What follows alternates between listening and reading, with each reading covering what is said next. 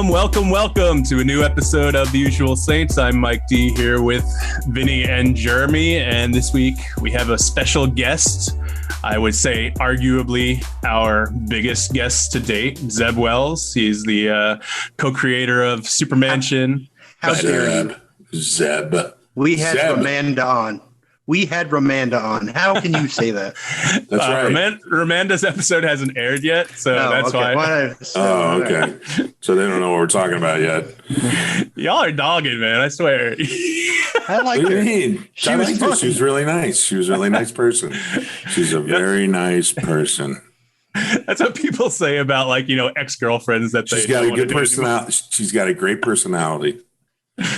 Oh my God! All right, well, Vinny, it's been a while since we recorded the show at all. But Vinny, you decided to take a little hiatus. So yeah, I flaked on you guys last week for sure. I was just at a family function and I didn't have my remote shit with me, so I kind of just blew you off. So yeah, we noticed. We got so that. Sorry, but from what I understand, the show was a huge success that you recorded. So it was interesting. I'm it was proud. Two different interviews. Wait till you get to the second half of that one. Oh yeah, it was two different interviews. I'm looking forward to it. Actually, crap.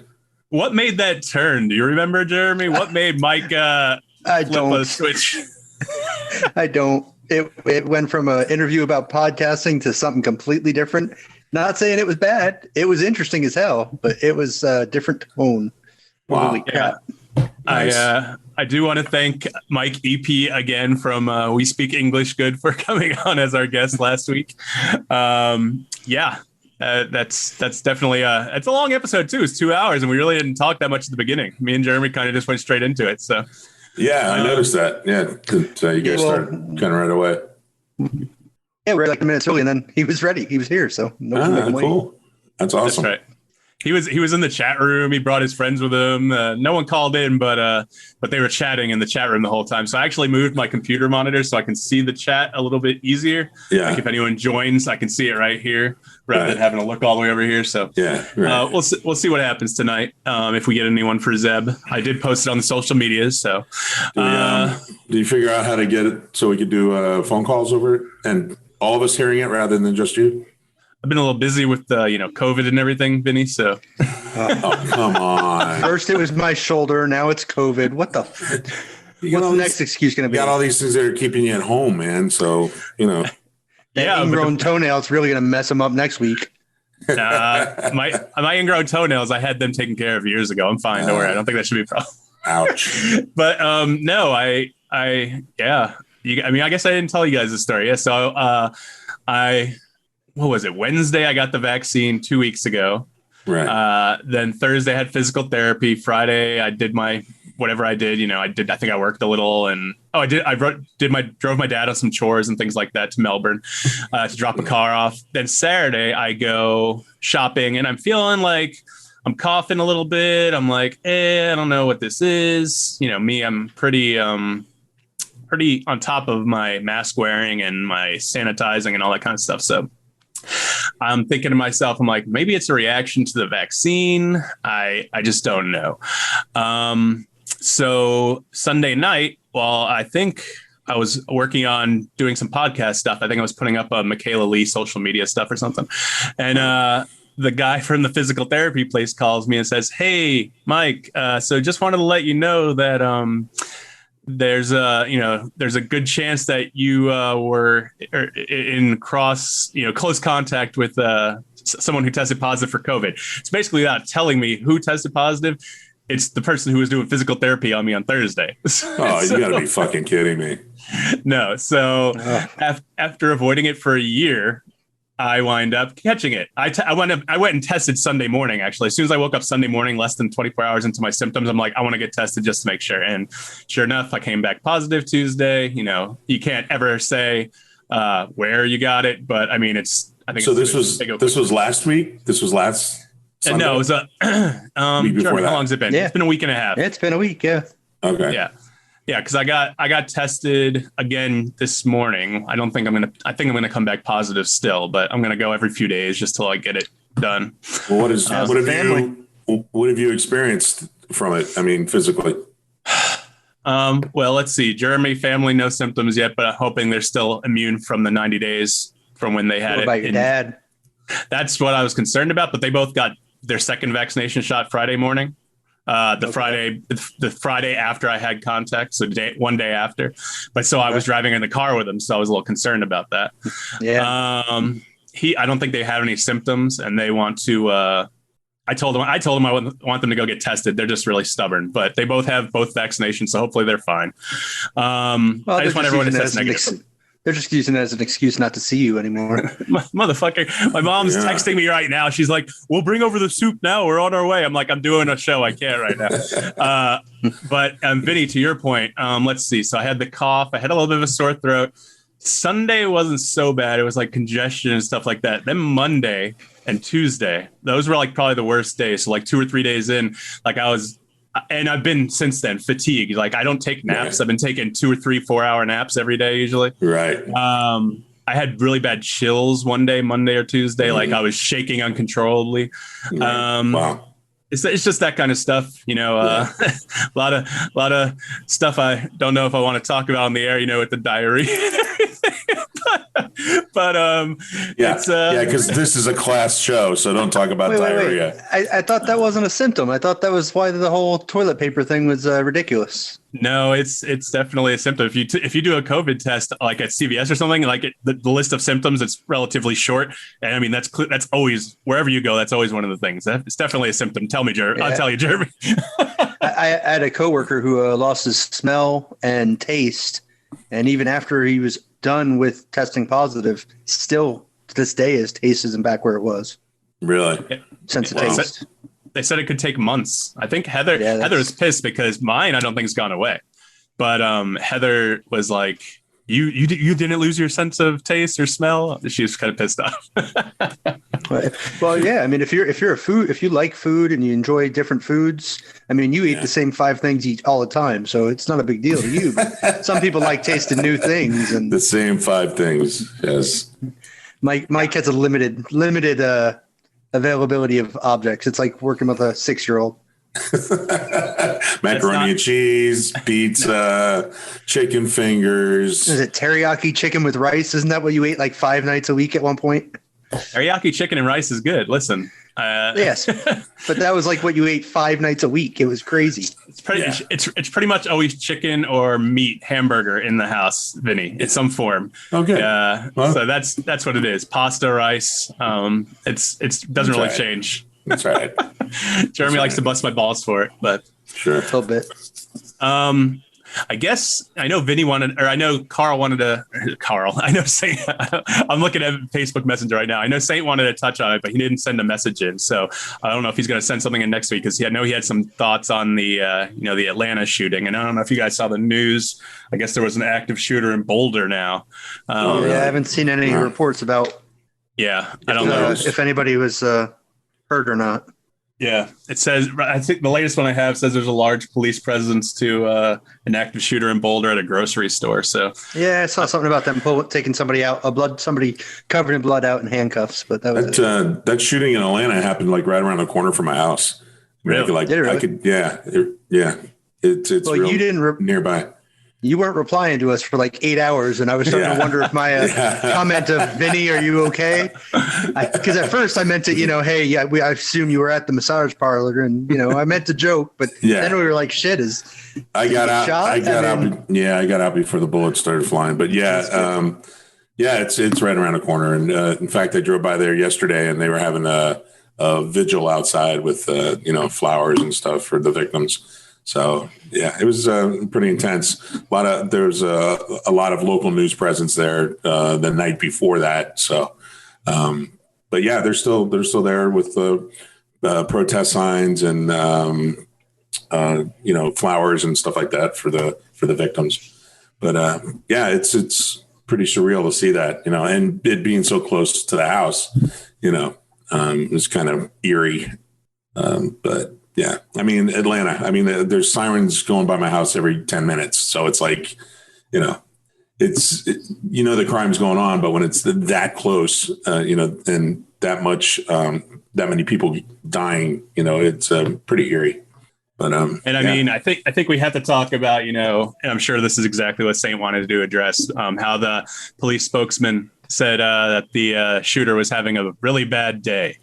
Yeah, having a bad day. Yeah, I had a bad day today. I didn't murder 8 people, but yeah, that's ridiculous. He had a bad day. Yeah. Then they were saying it wasn't racially. He was saying it wasn't racially motivated. He happened to frequent those places. And he just went in there and was just shooting randomly, So I guess that was his defense, saying it wasn't a hate crime. So he's trying to avoid the death penalty, but he's probably going to get it anyway. But saw something about sex addiction. That's more he said it was sex. What he thought of as sex workers, not a certain ethnicity. Exactly. That's what he said.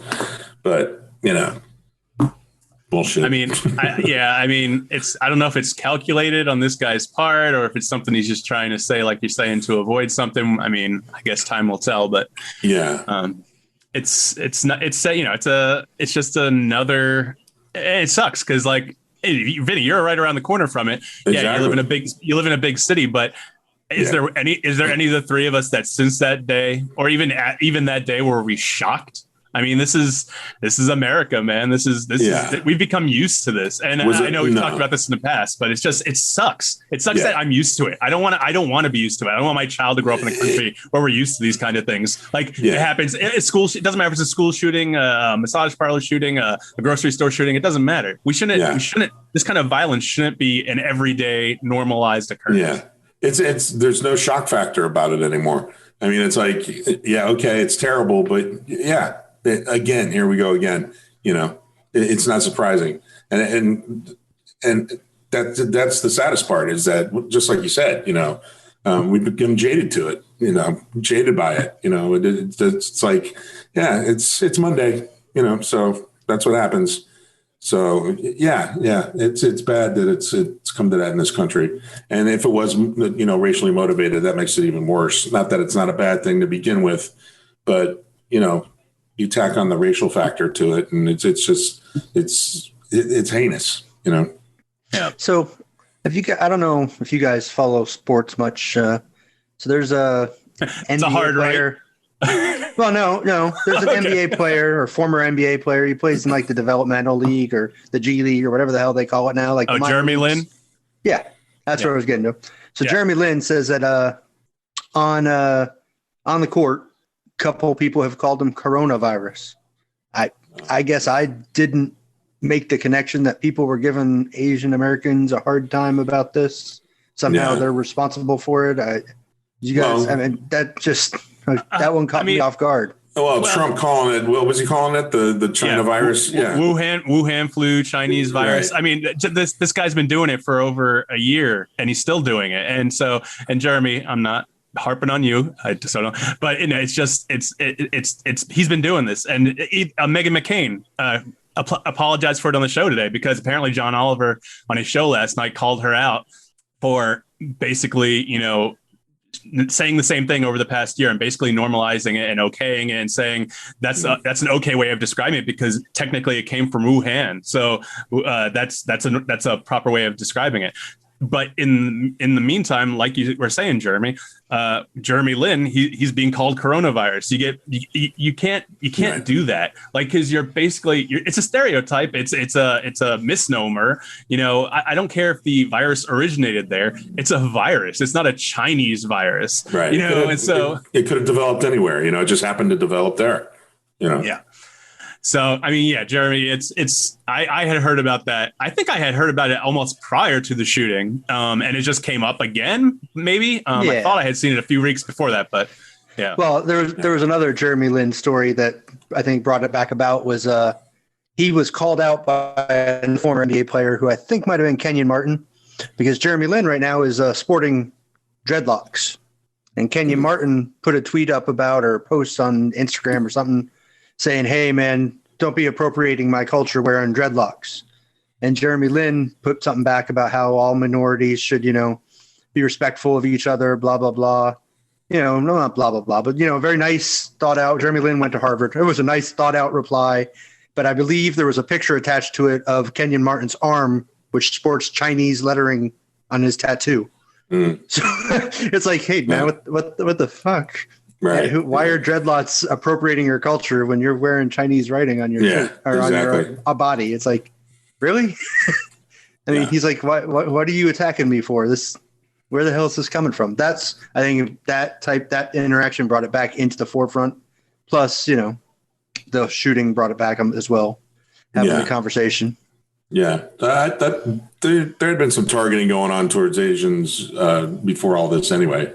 But, this just brought it way to the forefront with these deaths that took place. So, yeah, I mean, I don't know what else there is to say about this particular issue besides it's just a sad state of affairs. I hope the guy, I'm pretty certain he's guilty. I mean, he admitted to it. So yeah, like we can say he's guilty. Well, I mean, there's no doubt he did it. Now they're just trying to figure it out if it was a hate crime, which is going to, put him on death row, which he'll probably end up there anyway.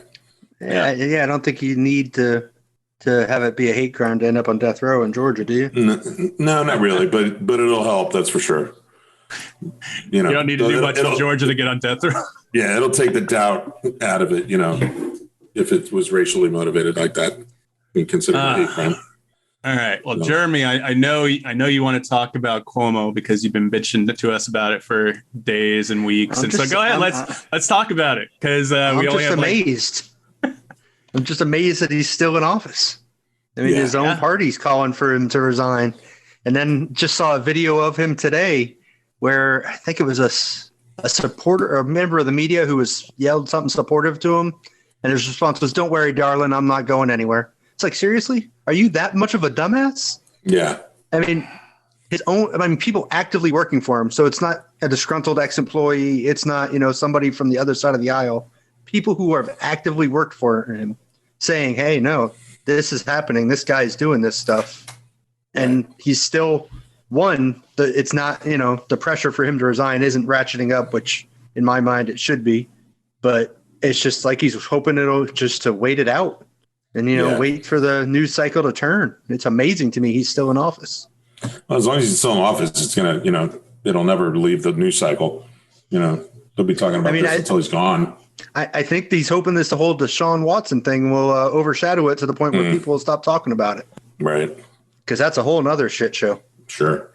Yeah. What's he got? 22 massages? Well, they have 10 lawsuits filed now, I think I saw this morning.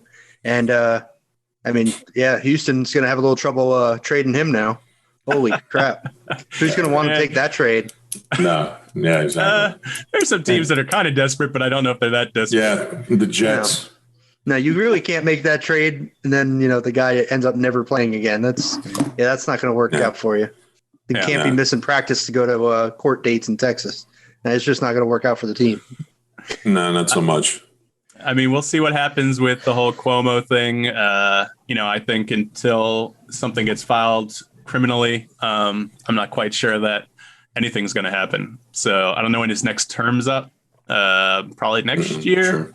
I don't know. But where's your feeling on it now? Do you still think he should be sticking around? Do you think he should just be saying, I'm a piece of shit. I should get out of here? Yeah, I think you should get out.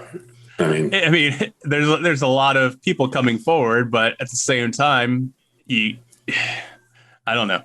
You can't say it, can you? Can't say what? So you can't admit that this guy could be or is guilty of this at all. No, how do I know? I don't know. But it's not. I mean, so you think he should have his day in court? In other words. Well, it's the same OJ thing. Didn't kill anybody. Cool.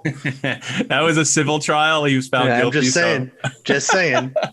I mean, I think you're waiting for the court of justice. We already got that for OJ. So I don't want to ever hear you say he did it again. He was found not guilty. So I just think it's a tough situation, but at the same time, he's got a whole bunch of scandals. Tough for who? The women he's harassing? Yes. Well, I'm sure it's tough for them. You can't be doing that. So I mean, he's got to learn. It doesn't sound tough to me at all. It doesn't sound tough to me at all. He's harassing women. He probably shouldn't have a job anymore. Oh, maybe not. Everyone's calling for his impeachment. So we'll see what happens. I don't think Biden has yet, has he? No, Biden said if he's found guilty, then he should resign. Well, that's because Biden's like, shit, I can't say they should impeach him because then they're going to come for me. The fuck? My own vice president thinks I raped women. Great. The thing is, if you look, and it's going to come down to politics again, Democrats can call out their own people and be like, oh, yeah, he should resign. And that's happening in New York State. That's happening across the country. I mean, Biden to the federal level. What? It is. Yeah. Not everyone. No. But the speed with which they crashed down on people there's a huge difference. It took 2 or 3 women to come forward before anybody wanted to comment from that side of the aisle. But it wasn't as immediate as one accuser like it was with the Supreme Court case. One person came forward and they wanted to Kavanaugh. One woman said something happened in high school and they wanted to, we're outside his house with pitchforks and torches. Cuomo, oh, well, we're not sure if we believe her. What the fuck? But again, why are you guys quiet after one person? Isn't one too many? It's no one. Yeah, one is definitely too many. But it's no one from the Republican Party was against Kavanaugh, really, or against Trump. He flat out says, grab him by the pussy and he can stay in office for 4 years. I think you may be wrong about no one, but who? What major Republican person came out? I'd have to look at their names. I don't have figure, but when you speak in absolutes like that, you know. Only a Sith deals in absolutes, Jeremy. I'm just saying. Oh, great. Here we go. Oh, man. Jeremy, so I don't know if every viewer has seen what Jeremy made. He's so proud of his little meme he made. Hey, you told me to do something, so I did something. Yeah. Vinny, what do you think? I tried to help you out. What do you think of the meme that is describing your sex life? My bed? Yeah. No. I thought it was funny. It's pretty close. It made me laugh. It's pretty close to dead on. You know what I mean? And man, I spent like 10 minutes looking at pictures of pillows trying to find the right one for you.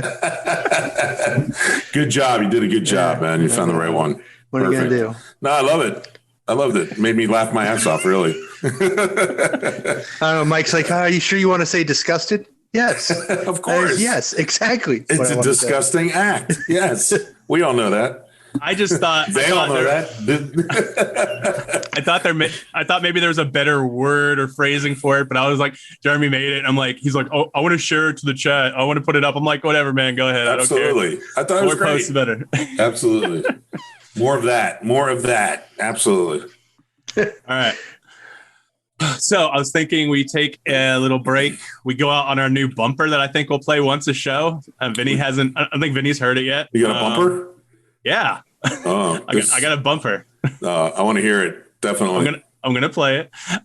So we'll take a little break. Let me share the screen before I do all that. Oh, this is your bumper?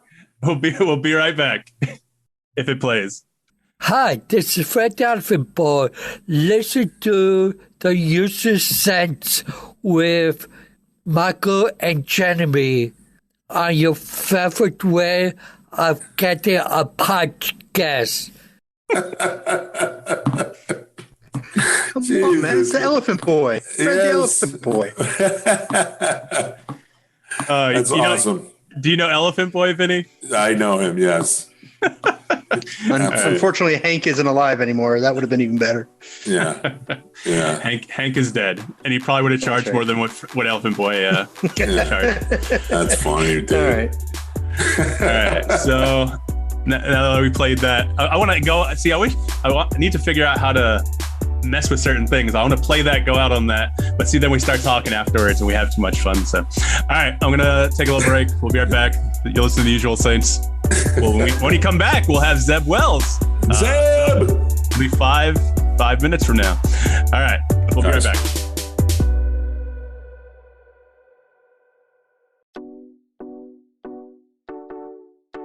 Elephant Boy, huh? Nice. Yes. I got him on Cameo. Really? That's cool. Yeah. Who else they got on there? Sorry, guys. Yeah. High Pitch Eric was $100, and I was like, no. Oh, Jesus. How much was Elephant Boy? $25. That's still pretty good. He's still making some money. Yeah, absolutely. No wonder High Pitch can afford a car and stuff. Yeah, right. He has 2 cars. High Pitch has a car just to keep in his parking space. He has a truck, and then he was renting a car just to keep in the parking space, so he didn't have to switch sides of the street or whatever New York makes you do. Each week. But where does he put the car that he's renting when he parks the truck? Listen, you're talking about a slow adult thinking here, Okay. All right, never mind. All right. Well, we're back. Listen to the usual saints. I'm here with Mike. I am Mike D. I'm here with Vinnie and holy hell. Jeremy. I know, man. Listen, I had that COVID. The COVID's fucking your brain up, dude. Jeremy, you're gonna change your name so Zeb could actually talk to you if you. Yo, head. Sure. What the hell? I change this every week. It's getting. Yeah, you need to change it in your actual profile. Mm-hmm. All right, I don't remember to change it now. Oh, there we go. You'll figure it out. So we have a few minutes before he pops in. Let me think. We got anything we need to cover really quick? Let's see. We got there's a bunch of shit on the list, but we never get around to it all. Some of it needs to go. It's old. It's past. I know. Let's see. CDC saying, what is that noise? Is that you, Jeremy? Probably. CDC saying 3 feet is enough for schools. I still don't even want to send Sophie back to school. 3 feet is enough. I know. I don't think lowered it from 6 to 3, which to me, does that mean lines are going to go to 3 feet and probably social distancing at restaurants are going to be 3 feet, or is it just schools for some reason? There's special force field there that makes it easier. It's just schools because one of Biden's big things was getting kids back into schools, which I was not a fan of, but that's what they think the country needs. And so it's still my heart. Holy shit. Not a fan of something he said. Yeah, well, I don't agree with everything, and I've told you this. I thought you were going to say how great him falling down those stairs was for the country. I didn't see Can't do anything wrong. It's pretty funny. It's pretty funny. He falls 3 times walking up 1 flight of stairs. It's pretty funny. No shit. Oh yeah. Jesus. I saw a video today on social media with Mario Kart. It starts with the Mario Kart music, and Mario's driving past him, throwing out banana peels. It was freaking hilarious. Oh man. That popped up in my feed, and I wanted to watch it, but for some reason it went away, and I was like, whatever. It's pretty funny. Yeah, but I don't agree with that. I don't, especially if kids aren't going to get vaccinated before the next school year. I mean, Sophie's going to be home until the end of this school year. I don't think they recommend a vaccine for anybody under the age of 18 right now, right? Yeah, it's because they just started some trials for 16 and over, I think, or something like that. So who's letting their kid be part of that trial? I don't know. That's the question. I mean, yeah, if it works, great. But if not, I mean, you're letting them put shit in your kid that you don't know what it is. Just seems weird to me. Yeah, I guess. But I don't know. I kind of want Sophie to be vaccinated, but I understand at the same time. But it's scary, man. Like, she didn't have a bad reaction to COVID, but I don't want her to get it again. I've been trying to avoid them all week. Will you get are you able to get a second vaccine now that you've had it in between? Is there anything that's going to stop you from getting your second dose? So I messaged them and asked them, and they said as long as I don't have any symptoms the day I'm supposed to get my second dose, then I can go get it. So Christine got hers just kind of by random. She happened to be in Publix at the end of the night and was being nice to the pharmacist, and the pharmacist like, "Hey, 3 people didn't show up. I got extra vaccines. You want one?" Yeah, sure. Yeah, she told me about that. You're pretty lucky for her, because I mean, I guess some places are starting to do a 40 and over, which unfortunately I fit into, but I haven't got mine yet. Yeah, I haven't got mine yet either, and I'm on the list to be able to get them. Well, Florida's been less than 60 for a while, or 60 and over for a while. So if you need to just come across the border. The 60 and over joke. That's good stuff. It's actually 50 and over now, starting today. Well, Jeremy hired new writers, I see. No, same jokes each week. Oh, is that what over it is? and over? Yeah. See, I mean, I was going to be like, man, this shows about consistency. Joe Biden's almost as old as Vinnie, and he's falling down these stairs. Vinnie, you got to be careful. Damn. Yeah, I know, man. I watch my step. I take the elevator everywhere. Oh, here's Zeb, guys. Zeb. Oh, it's a cat. Oh, it's Zeb. Hello. Hey, Zeb. How's it going? How you doing? What's happening, man? How do I sound? Sound good? Good. Yeah. Okay. Okay, great. Vinnie and Jeremy don't sound so good, but that's okay. I'll get used to it. Oh, Get that's off fine. of me. Well, Zeb, I want to thank you for. Who do we got here? Jeremy, Vinnie, and Mike. Okay. There you That's go. right. I'm Mike. I'm the one who's been annoying you and told you that you saw you across from Lou Ferrigno at the MegaCon. Always a great place to be. I have right here. I put it on social media today. Your whoop. Oh yeah, there it is. Of course, I come years later. I realized that I had the season 1 DVD because I started getting digitally after that, and I'm like, wait, did you work on season 1? No, absolutely not. No, but hey, it's one of my cherished possessions. I have it. Even Matt signed it. So I signed it without compunction. I just signed. you guys are so awesome that day. Like I told you, I walked in, didn't expect to see you guys sitting there. You guys were just sitting there chatting to each other, you and Matt, and I'm like, and I just popped up, and you guys couldn't have been nicer and more awesome. And so, I really thank you for coming on the podcast. I just randomly reached out to you, and you were nice enough to say, "Hey, man, let's do it." Hey, of course.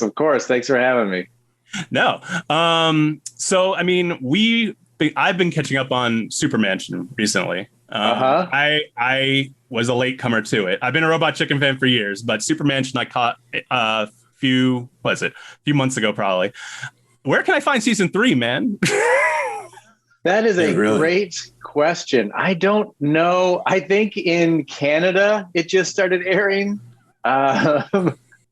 You can stream it in Canada, and maybe Australia has it. But Chicken Soup for the Soul bought Crackle, and I think they looked at SUPERMANSION and they said, "Well, this isn't necessary for our plans to become profitable." And so that's that. And it's a bummer because I think I was just really proud of season 3 because it felt like, you start getting your reps in. Every department just starts getting more and more proficient at what they're doing, getting more creative. And I really felt like we were humming on season 3. We knew the characters better. So yeah, I hope someday you'll be able to find it without a VPN. Yeah, really. Yeah. Hey, a quick trip to Canada couldn't hurt either, No. They're not letting you in. Oh, They're not. Yeah, probably not. Oh, that's probably right. Not. No. Yeah. They're taking this seriously. At this point, there's no plans for season 4 or anything like that. No. As I said, Chicken Soup for the Soul was not interested, and then nor was the rest of Hollywood. So we shopped it around for a little bit, but I think everyone was like, a show that was canceled from Crackle. Where do we sign? You're right. How much do you want? How can we pass this up? Yeah. Which again, it sucks because I think we assembled such a fun cast. It was so much fun working with everybody. And I really wanted to do another season, but that's how it goes. We got to do 46 episodes. There's nothing to complain about there. No. Definitely. And how did the series come to fruition? Was that a idea you and Matt came up with? I know Bryan Cranston's one of the EPs. Was that after he came on as an actor? Did he join as an EP? How did it all come about? Well, we had started working with Lucasfilm on a show called Detours, which, George Lucas liked the Star Wars special that Robot Chicken had done. And then we did a couple more of those. And I think he wanted to do something like that or have fun with the brand before, and have it all his own. And so we were working on that, which is really fun. And Matt just noticed that, Matt really liked my scripts that were more longer form. Robot Chicken, of course, are like, some of those sketches are 10 seconds long. The longest one is probably 3 minutes. So just one day I walked into the office and he said, you need to create a TV show. And I said, okay, I guess I like comic books. And so, and I think when we started, Titanium Rex was even based sort of off the Emperor character that we had in Detours. We were like, I like writing the Emperor. I'll make someone like that, And then eventually it becomes its own thing. And, the development process, things change, from when you started. And so by the time it got onto the air, it had become its own thing. And then by the end of its first season, it starts becoming a slightly different thing. And then by the end of the second season, it had kind of figured out what it was. And then we hit the ground running on the third. All right. I had no idea you played the Groaner. That was zero idea. Like I hear it in my head and I can't picture you like Jubot. Yeah. Or Robobot, whatever he's going by now. that was another thing. We were trying to shop reruns of the show, to another streaming platform, which would be fun just so people could see it. And I think a lot of people look at it and they're like, this content is a little too whatever for this day and age. It's just, things change so quickly. And I do think the show, it was developed for Adult Swim, so it tried to be edgy, but I do think like underneath it had a good heart. Like, I don't think it was ever trying to hurt anyone's feelings or we weren't trying to be edgelords, but I just say, like we have a character named Jubot for the first season. That was Matt's idea. I want to make that perfectly clear. And even that tried to be respectful, but yeah, it got a little edgy. But it's easy to get cast on these shows doing voiceover work when you created the show, and so that's how I booked those two roles. That's awesome. That's good. It's always good to know the guy who made the show. That's good. Absolutely. Yeah, absolutely. I did see a difference between season 1 and season 2, and I wanted to see if that was like a note that was brought to you by the studio. There was a lot more penis in season 1 than season 2. What was there something like it was Crackle like, hey guys, maybe we're just gonna pixelate a lot now, or maybe just don't show so much dong or No. That's funny because in season 1, I always assumed the penises would be pixelated. I think mine is. Yeah. I wish I could pixelate it in real life. It's like, I think the idea of a naked man is always funnier than the actual sight. Absolutely. So actually that was when I went into the second season, I started noticing that they were taking the pixelation off because we'd give them a completely uncensored one and a censored version. And I started saying, hey, can we, even in the uncensored, we got to deliver the pixelated version. It's not meant to be full frontal nudity, just because I think it's like takes you out of it. It's a little shocking when the pixelation gives you plenty of an idea. Yeah. So that was all just us learning things as we went along, figuring it out as we went. Okay. That's hilarious. Only way to get it into Japan. And the animators always, I think because you just very rarely get to animate a penis, they would always go so hard on the penis. Like they would be lovingly animating every jiggle, every sway.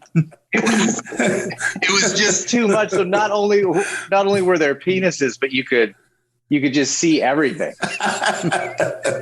Oh man!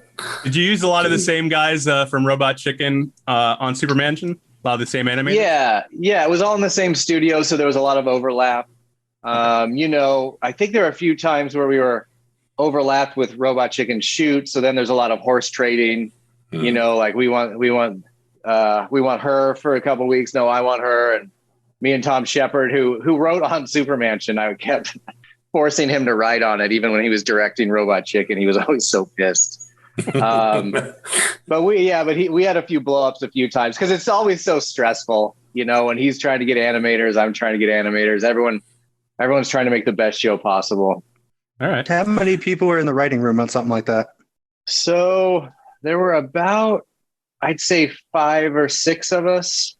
And the writer's room is really valuable. Like almost every idea or episode idea for the show was created by the writer's room. Like they just churn ideas and they're just throwing ideas at you the whole time.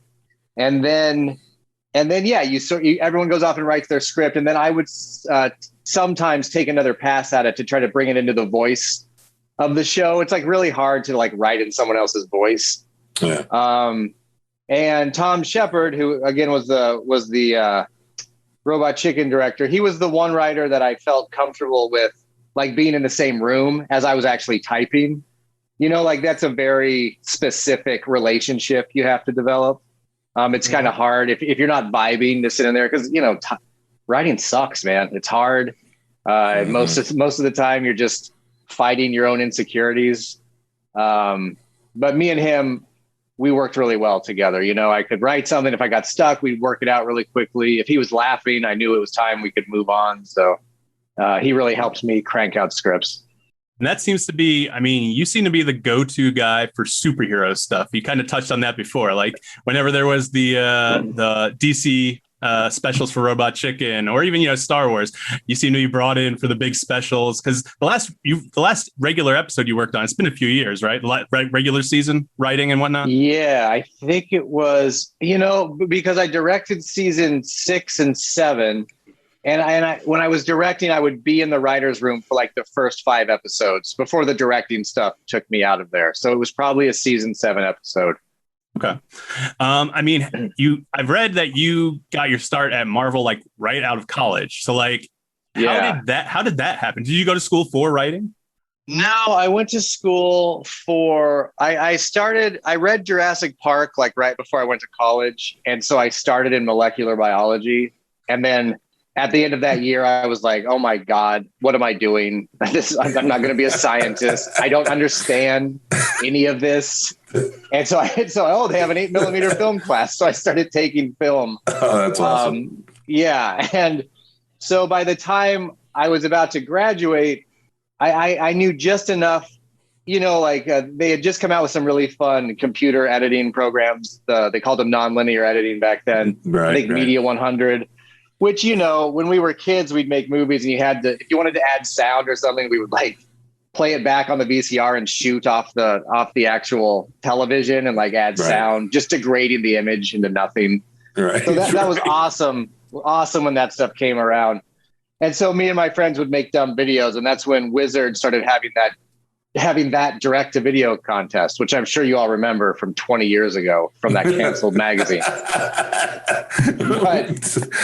But I had a friend that looked like the Incredible Hulk. So we painted him green and made a video about the Incredible Hulk losing his job at Marvel. So he like had to be a caddy, but the golfer yelled at him. So I played the golfer and he just beats the shit out of me. And, you know, we didn't have like a stunt coordinator. So it was always just like, oh, just beat the shit out of me, man. Just rip my clothes off. It'll be. I'd like to see that now. Please make something like that now. That would be awesome.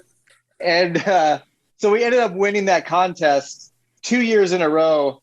And when you won, you got to go to Wizard World Chicago. They'd give you like a Wizard Award and all the industry guys were there. So, you know, I gave up and gave like a funny speech because I was such a nerd. I was making like little in-jokes. And the next morning, I heard Axel Alonso was looking for me. And I knew he was an editor that Joe Quesada had just hired. And I was like, oh, shit. Oh, shit. No. And sure enough, I found him. And he asked if I wanted to write a Spider-Man comic. And because there was that tangled web of Spider-Man where they were doing like offshoots of the Spider-Man universe where they could do a little more interesting one-shots.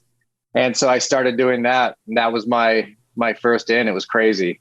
Wow. It was huge. That's a great story. Did you meet Matt through Wizard or when you guys were at Marvel together? No. So he started at Marvel. And then he was the guy that was running those contests. That's how we met. Okay. So he was the one that called me to tell me I won. And, you know, that was a big deal for me because when you grow up in Colorado, you just don't know how. I didn't have any idea how I was going to get into any industry. I had no idea how it worked. In Colorado, there are like 3 internships. You know, you could go work at Warren Miller, which I did. And they make ski videos. You know, they make ski movies every year. Right. So it was just like I had no idea how to get into anything. So to get that break, even though it was just like winning a contest, it felt really good. It felt like I was on my way. Yeah. Well, at that point, you figure you have no fear at that point. It's like, what if I got to lose? So why not? Exactly. Yeah, exactly. So. Hulk beat the shit out of me. Tear my clothes off. Let's do this. That is awesome. I got people I work with. When I tell them that story, they're going to laugh their asses off. Have you always been a Marvel guy? Because I know now you're working on Hellions, right? Yeah. Yeah. So that's pretty exciting. But I mean, it seems like you've had a really long Marvel run, and you had that exclusive run in the mid 2000s, I guess. I don't know. Are you still on that kick? Still exclusive? Or no. Okay.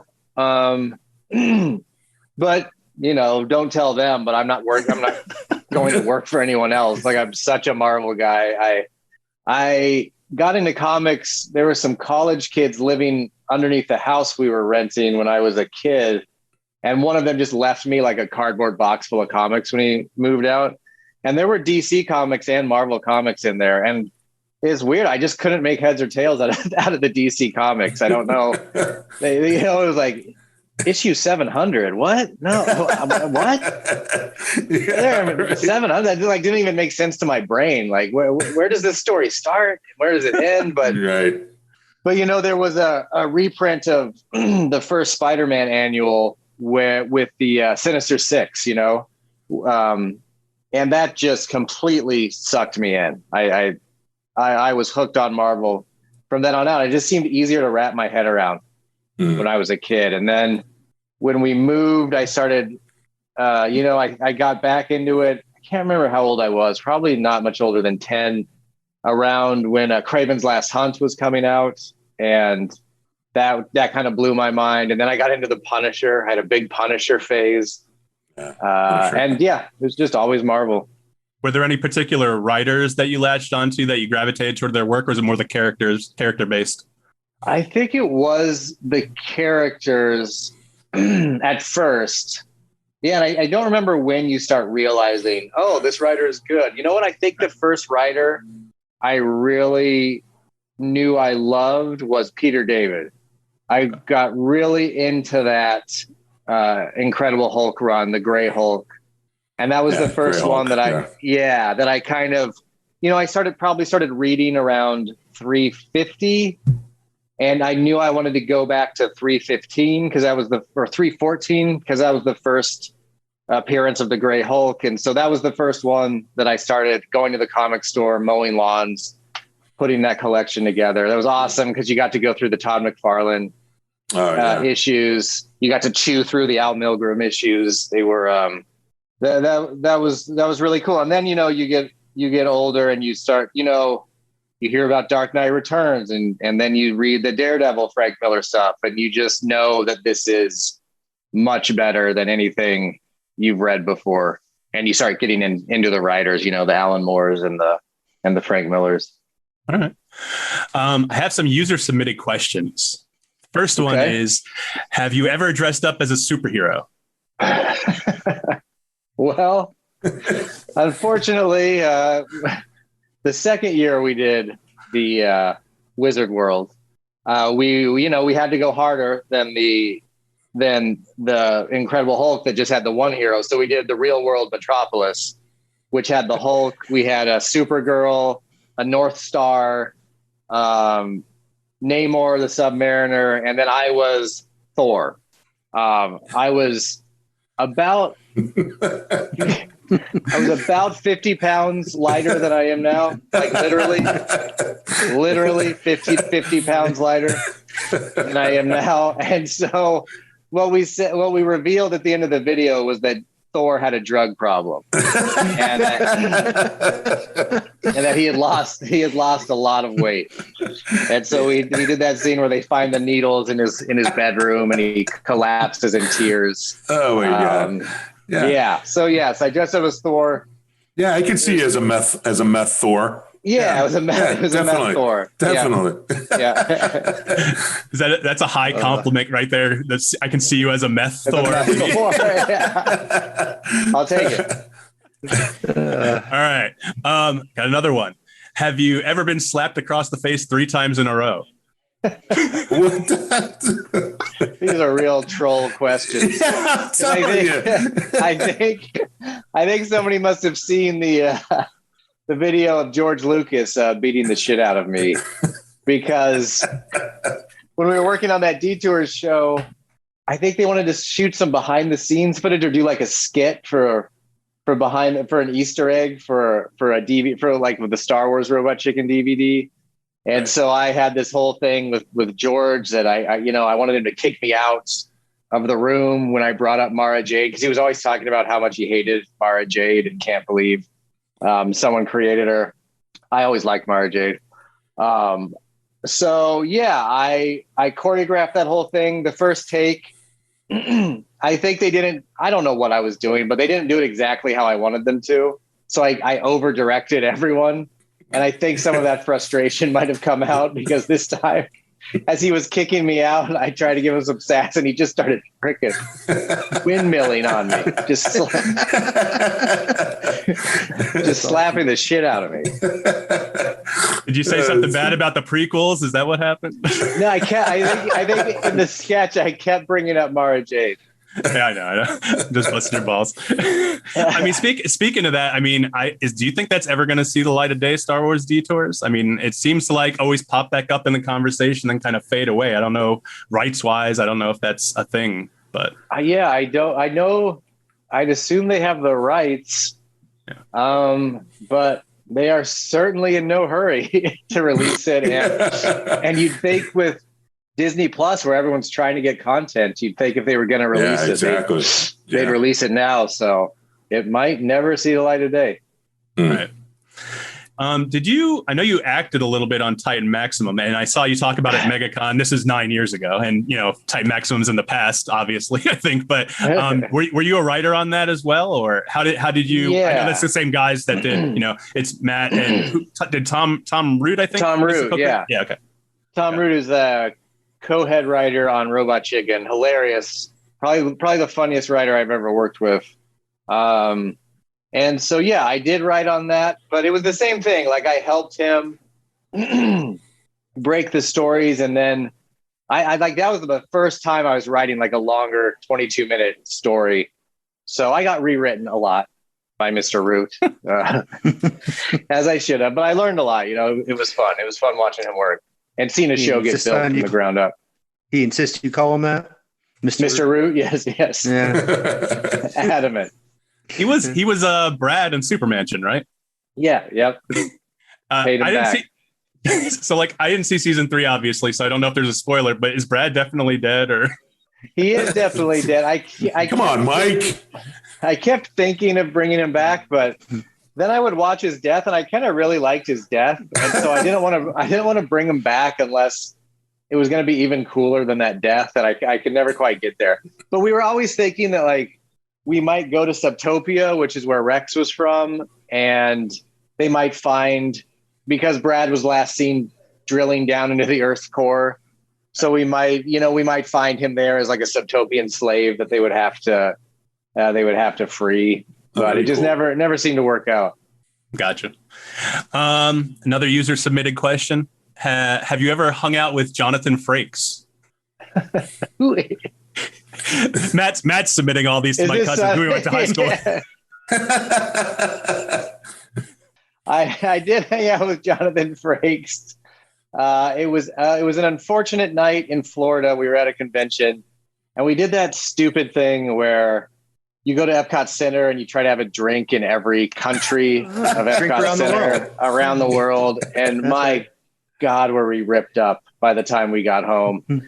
And so we were hanging out with Frakes, and, in the cloud of my mind, I just remember trying to be super charming and making jokes with Frakes, and him looking at me like he was an inch away from knocking me out cold, so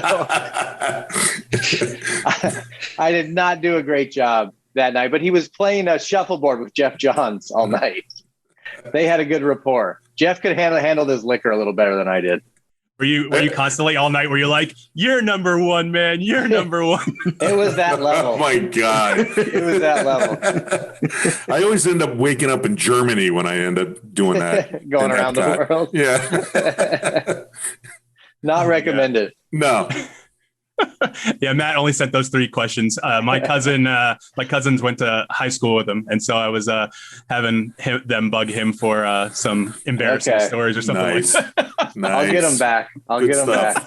That same night, I was completely trashed, and I saw Lou Ferrigno sitting at the bar. I think I was like, I'm going to go get a picture, and so I go over there, and I was like, Lou, and he just looked at me and went, no. I went back to his thing. I just hung my head and walked away because I got it. I understood why you said that. That's awesome. Great. That's awesome. That is great. Big Lou. Love him. Are you involved in any talks about a possible next season for Robot Chicken, or is that just something that you get kind of brought in on if you're available, if you're not, focused strictly on the comics and whatnot? Is that just something where you're kind of writer for hire kind of thing? Yeah, I think Matt will let me know whenever they're doing a session, and it hasn't really worked out since. And the last time he reached out, I was having fun doing comics, and I was busy, but I think they're in the middle of shooting right now. They've kept shooting. They shut down for a little bit, but they've been up and running for a couple of months now. So I don't know when the next season will start writing, but no, I keep in touch with Matt and all them, but I haven't worked on Robot in a long time. Yeah. Is Hellions I don't know how comic book writing works. Is that something you focus on exclusively? Like one book per month, you're pretty good because it's difficult for you to get the stories going, or are you involved in more than one? Like, does Marvel have you, pitch ideas for other series? Like, so it's a lot of continuity and things like that. Yeah, you can usually work on more books than one. And so when I came back to comics this time, I started writing. I did like a Spider-Ham miniseries, and then I did an Ant-Man miniseries, and then I started Hellions, but then the pandemic happened, and it's just for a while there they weren't. I didn't even know if the last 2 issues of my Ant-Man comic were even going to come out. They just didn't know what the market was going to look like. I think everyone did not have high hopes for the comic book market. But all the retailers seemed to hunker down and really figure out how to make it work. They all started doing curbside and mail in, and the sales really didn't take that much of a hit. So everything's coming back to life on the backs of these retailers who really did a great job running this business. So hopefully I'll have something else coming down the pike soon. But it's been kind of fun to focus on Hellions because I've been having a really fun time writing it. Yeah, I mean, I was totally unfamiliar with it. I mean, I knew the characters, so when I read up more on it, I was like, that seems like a really cool concept. Get them on this. It was an island nation established by Xavier, something like that, and they forgive your past misdeeds or something like that. Is that correct? Do I have the basic synopsis? Okay. Yeah. All the mutants have to stick together, so they have this council, and Mr. Sinister's on the council, and so it's. And Jonathan Hickman is the writer who kind of created that concept, and his miniseries that he did is it's kind of created a platform for interesting stories. So I don't think he ever wanted it to, it's not like, well, how does that work? That sounds like it'd be a mess. And I think he wanted these complicated ideas. He didn't want it to be a utopia. He wanted it to be complex and kind of morally fraught. And so what do you do with these characters who have murdered and done evil things in the past, and now you have to kind of figure out how to keep them busy? And so Hellions is sort of about the untouchables of the island nation and what they can do to sort of try to rehabilitate them while keeping them out of everyone's way so they don't murder anyone. That's why I do this podcast. Yeah. Keeps me from murdering people. Keep you busy. Yeah. Keep my hands busy. Yeah. This doesn't even go out. This is just to keep you it's just for therapy. That's it. Don't let Vinnie in on the secret. Do you have a particular character in Hellions that is easier for you or more fun for you to write? Just their dialogue or the way they talk or what they can do? Yeah, I like Grey Crow a lot because he's just sort of a badass. He's kind of like that Clint Eastwood type character, a Wolverine. He's fun. And then we have Nanny and Orphan Maker, and they're fun to write just because they're so weird. They've got she's an old woman in an egg costume that is in egg armor to keep her safe, and she's got this creepy kid that she stole from his parents a long time ago, and he wears this big battle suit, and so they've got a super creepy dysfunctional relationship, and that seems to roll off the tongue pretty easily. Sorry, Mom. Not super hard to write. It's personal experience. So Jeremy, I know you had some questions. He's got how old is Jeff now? 17? 17. He's got a 17-year-old who really loves some of your stuff from Robot Chicken. And so he gave Jeremy here a few questions. Oh, love it. He wanted to know if you had met George Lucas, which you've already answered since you got beat up by him. So just like kind of what that experience was like for you. Like, because for him, both my kids are huge Star Wars nerds. Like we pulled into Mike's house at Christmas, and he had a Star Wars inflatable in his front yard. I'm like, oh, it's an AT-AT. And no, it's not. It's an ATT-1. I'm like, all right, I'm out. So they're much more into it than I am. So that's awesome. That would be the ultimate for them, was to meet him. So it was just, they were curious. It was really, really, really cool. It was really special. We would go up to Skywalker Ranch for like a couple weeks at a time, and then like work in the same writer's room where they cracked Indiana Jones, the first Indiana Jones movie, and where he wrote a lot of his office where he wrote the movies were right upstairs. And it was also at a weird time where we didn't know that he was selling Star Wars to Disney. And so from what he was saying, we thought we were working on the only Star Wars property that was going to come out. Like, we thought this was going to be it. And we were in a writer's room with George Lucas. So a lot of it was just asking him questions and trying to get him talking, because once he started talking, it was just fantastic. And as a Star Wars fan myself, it was like going on a fantasy camp that you really like. How much could you charge for that? To go to Skywalker Ranch for 2 weeks. Incredible. And spend 8 hours a day with George Lucas. Like, well, you could charge what, $100,000, $200,000 for that? Easy. Yeah. So it was awesome. Their other question was, what was your favorite sketch while working on Robot Chicken? What did you enjoy doing the most? I think my favorite sketch was one called Fumbles, which was a G.I. Joe character who showed up to work on his first day, and he was very excited to get his code name, because everyone had a badass code name. But then he like opens a beer and fumbles it and falls on his ass, so everyone calls him Fumbles, which leads to him going crazy and melting down and eventually joining Cobra. But unfortunately for the Joes, he's a crack sniper. So now Cobra has a brilliant sniper. So the next time the Joes are out, they're all just getting picked off. It just keeps getting more and more absurd. This is probably one of my favorite ones that I worked on. I'm pulling up that episode as soon as this is done. Yeah, it's pretty ridiculous. That's awesome. There's I think the only Robot Chicken sketch I didn't get, and I don't know why I didn't get it. Maybe you can help me understand. Okay, I'll try. Yeah, because it's a favorite for people I know. Because when you go to conventions, they go wild over it. Bitch pudding. I don't understand. I get a strawberry shortcake reference, but I don't understand it. Nothing against? It's Katie Sackhoff, right? Nothing against her. Yeah. She does great. I just don't understand. Yes, it is. It is hard because I think they were doing a strawberry shortcake sketch. And I think that they just had a bunch of, off-color names for other puppets. But then, and I think the other ones were clever, like they were actual desserts that you could say, oh, what would that character be like? What would that character be like?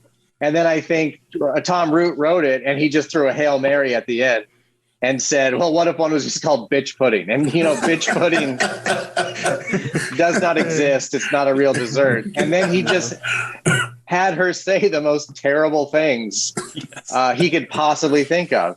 And then she just kept coming back until we did an entire episode of Robot Chicken that was just a bitch pudding special. The bitch pudding special. Yeah, but excellent. That character, people love her. Yes.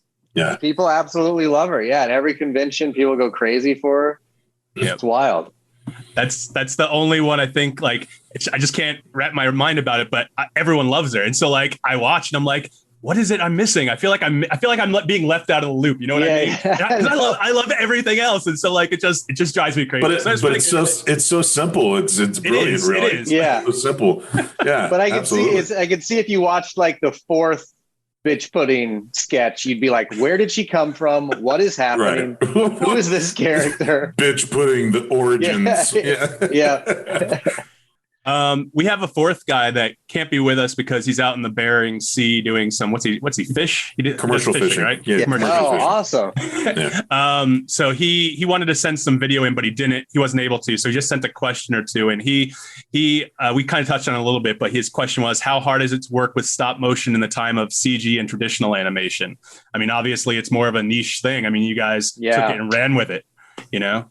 Yeah, I think that's one of the first things people say if they come tour the studio, which if you guys are ever in LA, you should absolutely let me know and I'll set it up so you guys can go take a look. But the first thing you notice is how hard everyone's working and how complicated everything is. It takes an awful lot of work from a lot of people to do that. And there's not a stop motion store anywhere that you can go to. This is all like hidden knowledge that's passed on from the stop motion community.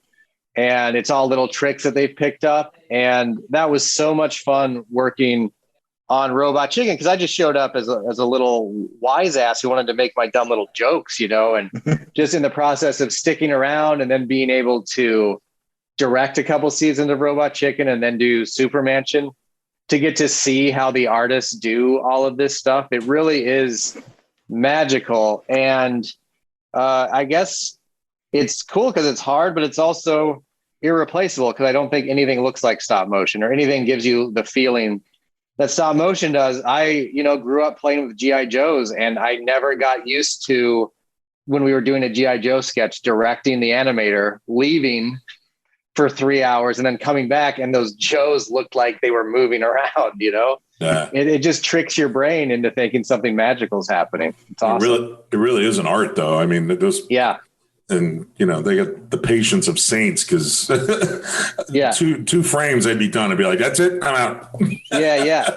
And that's a big thing with, my animation director, Alex Kamer, was, dyed in the wool stop motion guy. He knew everything. And so when I was directing, like, I would go in there and tell him what I wanted, and then he would have to tell me what I'm going to get, Right. Sure. Okay. Sure. What you just described. And, he would always break it down. What you just described is very hard.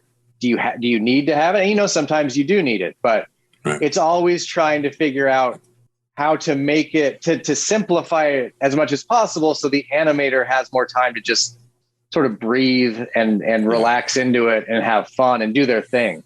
And everything's done in-house, right? Like at the Stupid Buddies Studios. Is that what it is? Or the sound mix is done off-site, and that's it. Everything else is done in that studio. So again, if you ever get a chance to poke around, it really is interesting to see how it's all done. Yeah, I'd love to see that. That's movies like King Kong with Fay Ray back in the 30s. Yeah, using that. That stuff, and it just amazing, And those psychopaths couldn't see what they were doing. Like they were exactly. They were taking, hope it turns out okay. Yeah, they had no idea what they're doing. Right. It's crazy. Like today they're watching their animation as they go. They can back it up, and then if you make a mistake, you can back it up a little bit. Yeah. Because there was a time I didn't know how they did that when I was a younger person, King Kong, that they moved it frame by frame by frame by frame to do that. And when I found that out and I watched some of those scenes, of him fighting dinosaurs and stuff, it just blew me away that's how it was done. Yeah. So my hat off to, people who do that. It's definitely an art for sure. Totally. And and like you said, it's a niche art. And so everyone that's in it, no one showed up and just kind of fell into being a stop motion animator. All of them love the art form, grew up doing it in their basements and their garages. And so you're just working around a lot of super dedicated artists, which is always fun. Sure. Doing SUPERMANSION, like my job was like just a lot of the time you just show up and artists would show you cool shit that they made. Yeah. From your script, it's like it never got old. It was fantastic. Yeah, bringing something that came out of your head to life like that. Yeah. It's got to be a pretty surreal moment when you actually see it for the first time. Yeah, it's super special for sure. Yeah. And that kind of speaks to, your work on comics and, with stop motion and everything you've done. How important is it to, trust your artist? Like, who's the artist on Hellions right now? Steven Segovia. Okay. Who is in the Philippines. Yeah. He's incredible. You probably obviously saw some of his work, knew his work prior to getting involved. I take it there's a lot of a huge trust there because he's taking what you're writing to make it into the book it is. Yeah, absolutely. And then, I write my comic book script, but it's just a script, it is what it is, but it doesn't become a comic till that art comes back. And then I will rewrite to the artwork because I want to let the artwork have a say. I want it to kind of tell me what dialogue is still necessary, what isn't necessary anymore, or it can suggest a different line or different joke. Because I always want it when it does come out to be, everyone's book, the colorist, the artist, and the letterer. Everybody's kind of working together, and that's where you get the magic. Yeah, definitely. And I'm kind of all over the board, by the way, Zeb. So I have on my list of questions. I kind of hit on one thing. I'll go from comics to Robot Chicken to SUPERMANSION. So just so you know, a little late for that. Disclaimer. Yeah, I know. If you, really? I hadn't noticed. No, listen. I just want to explain because I feel like my ADHD is totally like boom, all over the place. When you started writing, like you said, you just wanted to make smart, funny things on Robot Chicken. Like, were you just hanging out and then like one day they're like, hey man, you want to voice this character? Or is that something that comes up in the writer's room, or how's that work? Yeah, I think it's when there were just a few sketches where they were, at the end of the day, everyone's written sketches. They collated into a packet. Everyone reads the packet. Then you go around and the two head writers and Matt and Seth vote to see if your sketch is going in. And it needs 3 out of 4 votes to get in. This is the most maddening part of the job because even a sketch that you wrote, you just threw it off, to try to get pages before the end of the day. For some reason, once people start voting on it, it becomes the most important thing in the world to get into the show, I can imagine. Because you want to do a good job as well. And Matt's there keeping track of how many sketches each person got in, so, wait a minute, I lost my train of thought. What did you ask? I was asking about the voice acting. Like how did that come about? Yeah. No, it's fine. You're getting there organically. So when they read a sketch and you get 4 no's and you think it's hilarious, like you really think it's funny, sometimes you start acting it out. You're like, no, it's like this. It's like this. What? And there were just a few times where I did that, where my voice performance kind of got the sketch into the show. Because they're like, okay, well, if it's like that.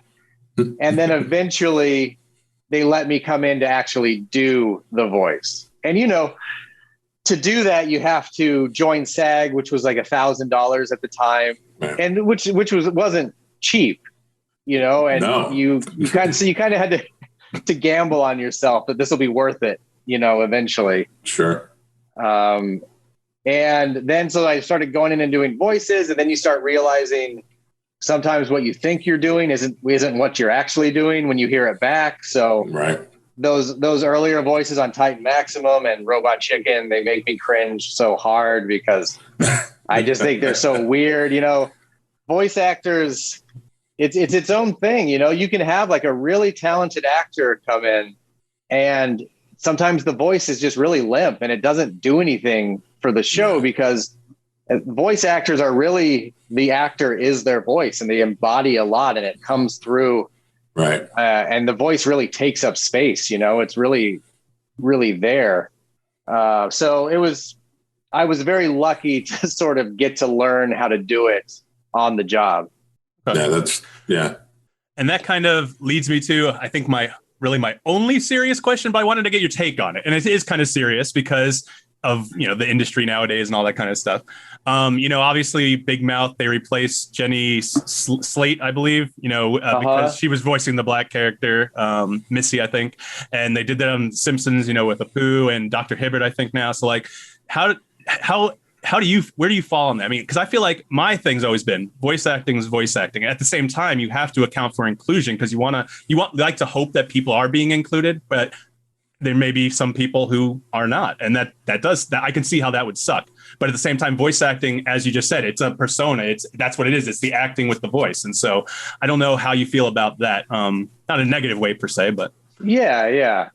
I definitely think it's important. And I think it is something people need to think about because if you don't think about it, if you just say, well, let's just see how it shakes out, then like sort of historical factors come into play and it's just kind of weighted against inclusion. So I do think you have to kind of grab the reins and pull it back. And I think that was, you know, at the beginning of the pandemic with all the protests, I think that was something that was an eye opener for me that it's not always enough to say, well, I'm not going to do any harm. You know, I'm not going to be racist out in the world. I'm going to be nice to everyone. Sometimes in order to actually change things, to move where things are going, you have to not only not do harm, you have to try to make things better. You know, you have to get out there. Involved. So right. You have to get involved and make moves. And you know, I'm in comic books, and these comic books that I've read for years are now being made into movies. And if you don't make some plays, all of the characters are going to be white because that's all that there was room for back then, or all that was made room for. Right. And so, you know, that's why if you look at something like the Fantastic Four, should they be a white family? Probably not, because if you're going to be beholden to everything that came in the past, everything will just continue going the way it was. So I think it is something that you kind of got to decide what side of it you're on, and then try to do good, you know? Yeah. Yeah. That's the best you can do. Yeah. But getting involved, like you said, that's the key. I mean, you know, yeah. Trying to make things better. Instead of sitting back and saying, well, that's too bad, you know? Yeah. You know, kind of step in and say, well, you know, let's try this. So. Yeah. Were you a fan of, not necessarily the movie itself, I think it was Josh Trank, but were you a fan of Michael B. Jordan being cast as Johnny Storm in the latest Fantastic Four? Yeah, for sure. I think that, and you know, Michael B. Jordan's awesome. So that was great. Oh, yeah. Great Absolutely. Casting. And I think that Fantastic Four, the most important part of that is that they're a family. I think that's more important than them being a particular race. And I think you can do the family, you know, and I think it becomes more interesting if it's an African-American family or if it's a Latino family. It gives it a different flavor, you know? And yeah, I just think it's worth considering for every one of these things, especially when you're dealing with properties that are literally from a different time or were created in a different time. All right. What would you think you could say to people who get so up in arms about it? I mean, the fanboy community, I know when that movie came out, before they even saw the movie, you know, they're like, a black Johnny Storm, how are you going to do that? You know, I love Michael B. Jordan. I've loved him since, I think, Fruitvale Station or The Wire. I watched him on The Wire, you know, so I mean, I had no problem with it. But at the same time, you get the diehards who are like, no, this is how it is. This is how it's going to be. But you've already spoken to that.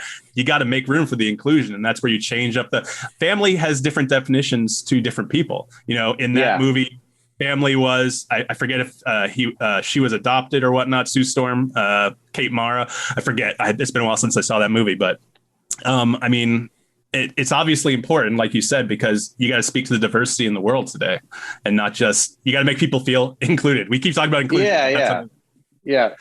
And it might make people or even yourself feel uncomfortable, but the older I get, I start realizing that when I get uncomfortable, it usually means I have something to learn, or I can ask myself why I'm uncomfortable. Right. Or, you start learning to question yourself and not just having the knee-jerk reaction every time. And, you got a way, if it annoys you a little bit, to have a Black Johnny Storm against the fact that we're in a society and we're all trying to get along and we're all trying to give everybody a fair shake. What's more important?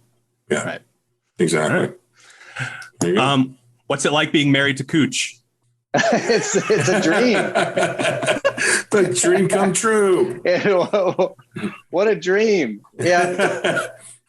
Yeah. I might have given her first acting job. Maybe. That's probably not accurate because she's always been a hustler. But yeah, that was super fun. That was a voice and a character that she would always do in the car when we were on a road trip or something. She'd just break into that voice. And so when I was doing the show, that character started as the Bureau cat, and she was like a really prim and proper cat character. And then I was like, oh, wait a minute. What if we could do that voice Heidi does? That would be spectacular. And yeah, I think that was one of the first voices we cast because I played it for the bigwigs at Adult Swim and they loved it. So that was really fun. Awesome. All right. And what does directing entail for like stop motion? Like, you obviously have the writers who write the script and you're involved, I'm sure, as the creator with all that. You see the script, you talk to your animators, you walk them through it. Like you said, they come back to you, tell them what they can do and what's realistic. What is it? It's just kind of like a final say. You kind of have a hand in everything kind of thing, being the director. Or? Yeah. The big thumbprints you get are in directing the voices. And then a lot of your directing actually happens with the storyboard artists. And then when you're in the edit for the animatic. Because then you're locking in timing at that point. Once the timing's locked in, they go and do the voice assignments. They figure out what syllable is being used on which frame. And so you're sort of locking in the overall timing. And then when you get to the stage and talk to the animator, they're pretty much the actors and they only get one take and they're doing it in super slow motion. So I always try to just pick one or two things that are really important to come across in the shot. And you want to keep it to one or two things because, like I said before, you just want to give them as much wide open freedom as possible. They're the ones that are going to be in that booth for 3 to 6 hours working on one shot. I want them to be able to be as creative as possible while getting what is needed for the shot. So you say, hey, they need to hit this and this, but how you actually do the performance, that's up to you. And it kind of has to be up to them because once you get kind of down the road, the puppet or the scene starts kind of telling you what you're going to do. And so they have to have a little bit of leeway. All right. If you had to pick one, you can only do one for the rest of your life. And we'll stick with the television realm because obviously you love comics. Writing, acting, or directing? I've always wanted to be a director. That's what I still want to do more of that. But at the end of the day, I feel like if I was a director, I'd still be wanting to rewrite things. Or I think that at my heart, I'm probably a writer. And I think I would probably go crazy if I wasn't writing something. Okay. And I saw you directed, what was that short film you directed a few years ago? Shifty? No, something. What was it called? Oh, that was a fun. I didn't technically direct that. I was the directing coach. Oh, okay. We were doing it. We were doing it for a girls' home. They would have a day where it was called the Aviva House, where at-risk youth are living there, and so we would go in there and you'd go in there the first day and you'd help the girls write their script. And then you would come back and you try to get as many friends from the industry as you can. And at the actual home, you would shoot the movie with them. One of them would be the director. One of them would run sound. And I think one of them was following the camera around. And then they would swap 3 times during the day. Okay. So they would get a chance to do it. So Shifty was not my brainchild, but very proud of it. I was looking all over for it because, I'm like, I know a lot of Zeb's work, but I want to see stuff I haven't seen. So, for instance, I couldn't find that anywhere, but I did today. I just watched Tell Him Back. How did you get involved with that? Obviously, you're one of 3 writers. I think one of them was the director or something like that. But yeah, so that was, I think I was the first writer, and that was at Shadow Machine, which was the first production house before the Robot Chicken guys went to Stupid Buddy. Okay. So it was just in between seasons in 2010 or 2011, I think. Okay. And it was interesting because I went in there and they had already started building the puppets. And so there was like certain things that were locked in. And it was kind of an interesting thing where you're just trying to bring the stuff that was already built together. Like, well, it has to have that. We spent $50,000 on that. We're definitely using that. Yeah, that's in the movie. So figure out where that is in the movie, but do it now. But then, I left and Hugh Sterbikoff did a pass. And then the director, I think he got a writing credit because I think they were doing a lot of improv in the booth. Okay. I haven't seen that in a while. But Ross Schumann, who directed it, is a very talented stop motion director who's a badass. All right. You have any I know we talked about this a little bit. You love Marvel. You're staying with Marvel right now. Do you have any plans or any thoughts or any desires to ever do a creator owned comic or your own idea in your head that you have a burning desire to get onto the page? Yeah, in the last couple of years I've started chipping away at that. And that's something that I was wondering why I never had the desire to do that. And I felt like I think it's because it's kind of scary to just kind of untether yourself from anything. So I just sort of kind of gently forcing myself to do that, and I've ended up enjoying it. So I'm looking for artists now, and it is really fun and really validating. I see why people do it. All right. Cool. All right. Well, Zeb, I think we've kept you long enough. We got an hour of your time.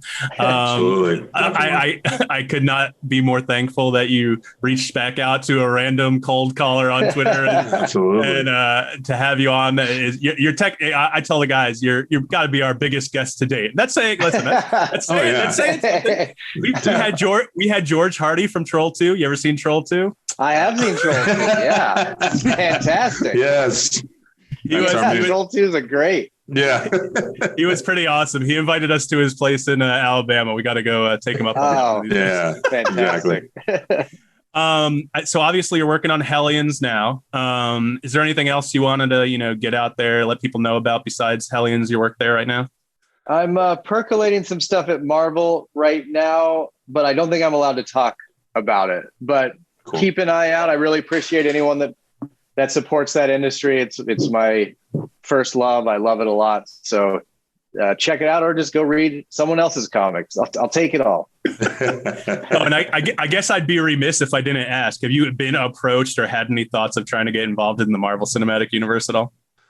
Well, I actually last year, I straddled the pandemic, but I was working on the She-Hulk Disney Plus show. Oh, cool. Okay. Jessica Gao, who was working with me on the Star Wars show Detours, it was the head writer. And so when I found that out, I was like, could you get me on that show, please? And she spent all of her chits on getting me on that show. So I owe her a lot. That was a lot of fun. Yeah, awesome. I'm really excited for it. All right, cool. Well, there you go. Cool. That's another thing. That's upcoming. I think that's coming up this year. Oh yeah, that is coming out. I should have. Where's my residuals now? Yeah. That's going to need a lot of help when it comes out. We need to get some eyeballs on that. No, man. Listen, I think with what WandaVision did and Falcon and Winter Soldier.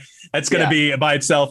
It won't have any problem. I think Mark Ruffalo's even involved. I mean, I don't know what you can talk about, but I think he's been spoken of being in the show in some capacity. So I think he is too. That's what I'll say. I think he is. That's enough. Quiet down.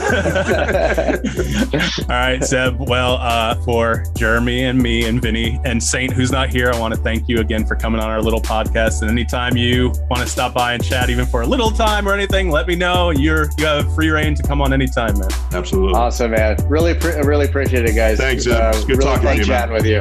Yep. Take care. Thanks, Zeb. All right. Well, you've been listening to The Usual Saints.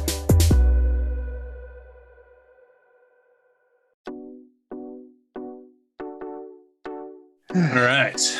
Woo. That was good. Yeah, that was good. All right, do your puking thing so we can move on. Oh my God! Are you guys so happy I get all these great interviews? That was awesome, man. Really, you gonna say welcome? You gonna say welcome back, or we just gonna say? I mean, I'll go into it, but I just want to toot my own horn a little bit because y'all don't do it enough.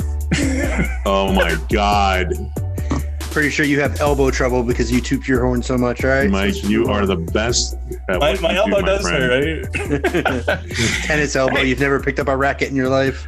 Nah, like it's this weird thing. Like this is totally off topic, COVID, but like that's COVID. No, it's from being in the sling for a month and a half, and it still is not back to normal. A month after I took the damn sling off, and I'm supposed to see the doctor this Friday to see if I can go back to work, but if I have COVID, I don't know if he's going to want to see me. So anyway.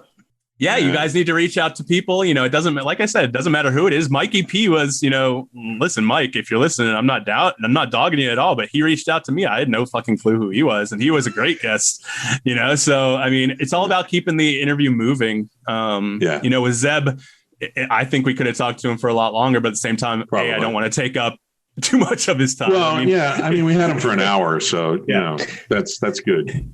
I think we covered a lot of topics all across the board, everything I wanted to cover. So I'm glad Matt was able to get some questions in. My cousin's texting him to me as we're in the interview, and I'm like, great, awesome. Right, made me laugh. All right, guys, I think that's it for this week. Unless you want to cover anything else that we didn't get around to in the prior segment before Zeb jumped in. Are you guys good for the week? Yeah, pretty good. I think we're good. Just save all that stuff for next time. A nice short show. Go ahead and clean up the topic list. Some of that stuff's been on there for months. Yeah, we'll cover it next time. We'll be like, all right, Donald Trump, should he be reelected president? I think we need that one. Leave that one on there. I think we need a rule to go through a show 3 times and don't cover it. It's because we don't care about it enough. It needs to go. No, the list is long though. I mean, there's a lot of shit on there that we haven't touched on yet, right? Yeah, there's stuff on there I want to talk about. Like, so, I mean, I don't have any more guests lined up. So I feel like for whatever our next show we put out is, I have one in the can that you guys. Yeah. So I guess I'll put that one out first week of April. I don't know, but we have to keep everything topical too. Yeah, we'll figure it out. Well, that would have to be a midweek release, but yeah. So, when do you think we'll do this again to do another show? I don't know, motherfucker. We're in the middle of the show right now. How about we don't talk about that? No, we can talk about it. Let the people know that we're working. We're working. No, we are always working. Listen, time. We got our own day jobs, but we do record the show. I mean, I would think maybe at the end of next week, but we can always record. Listen, if we got something we want to say, we could always record a short show of topics, no interviews. Like if you guys want to jump in at the middle, if you guys want to jump in at the end of this week and just record some bullshit, and I'll release 2 episodes. I don't care. I got no problem with that. It doesn't matter. All right. We can release as many as we want. I mean, it doesn't have to be just one. But just Jeremy, make sure you get that Sunday night out each time. Yeah, I know. This one's going out on Sunday night. This is my main attraction. I'm good having, so it doesn't sit too long, having, the other interview maybe midweek or something, just to get it out there and figure out where we go from there. So what's still sitting in the can? Anything? Romanda. Oh, okay. Yeah. The girl with the great personality. Yes. She was. Jesus, man. Y'all are. I really enjoyed talking to her. She was a very nice person. That's what I'm saying. I'm not bullshitting when I say she had a nice personality. She did. She was a nice person. All right, Jeremy, you just let us know when's good for you this week. Maybe we'll do a second quick show this week. All right. All right, guys. So nothing else to talk about. This is Mike D. Let's see. We got the Usual Saints website where you can find us on all our various podcast streaming platforms. I put up the YouTube interviews up there. I put all our social media up there. You guys can call in to the show now, which we're still working on, but at least we can get your questions, comments, topics. It's 240-724-6877. If you leave a voicemail, we'll play it on the air. Follow us on social media, The Usual Saints on Instagram, Twitter, Facebook. We have a Facebook group where you can chat with us and annoy us, and we'll annoy you. That's our job. And I think that's about it. So for Jeremy and Vinny, I'm Mike D. Thank you for listening to The Usual Saints. Peace. We did that for you last week. Yeah. Not well, but we did it. I'll hear it when I listen to the podcast. Jeremy did it. Jeremy's like, Vinny says peace. Peace. That's right. That's right. It's exactly how it sounded. Basically. You're a dick. That's funny. Funny stuff. That guy, hey, fucking Zeb was good, man. We enjoyed that interview. Yeah. That's great.